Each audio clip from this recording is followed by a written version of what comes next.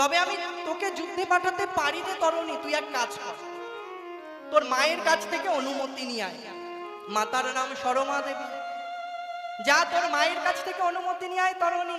ছুটতে ছুটতে ছুটতে ছুটতে ওই 5 বছরের শিশু তার মায়ের কাছে গেল। মায়ের কাছে গিয়ে বলছে, মা মা আমায় যুদ্ধের সাজে সাজিয়ে দাও,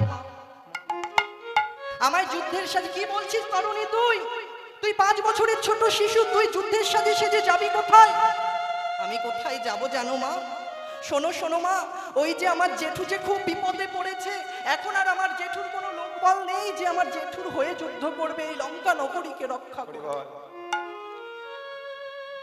তাই আমায় যুদ্ধের সাজে সাজিয়ে দাও, আমি রাবণের পক্ষ অর্থাৎ আমার জেঠুর পক্ষ নিয়ে আমি যুদ্ধ করতে যাব। ওরে তরুণী, তুই তো ছোট্ট শিশু, তোকে আমি কিভাবে যুদ্ধক্ষেত্রে পাঠাবো রে তরুণী? না না মা, আমার কিছু হবে না, তোমার আশীর্বাদ আছে না আমার সঙ্গে মা, দেখবে আমার কিচ্ছু হবে না।